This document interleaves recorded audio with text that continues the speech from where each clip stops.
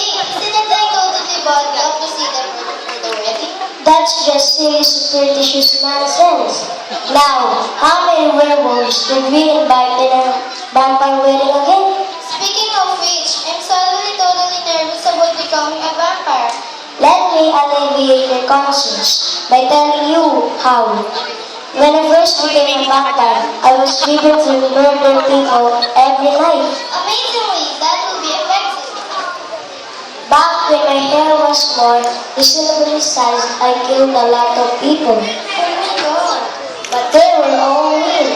Oh, okay then. It was exactly evil enough to make me feel guilty, but not exactly evil enough to make you repulsed. I like totally love you. I had to go to my bachelor party, but don't worry, my character has remained appealing the most British years, so there were only escapers. Just some good ritualistic animal killing.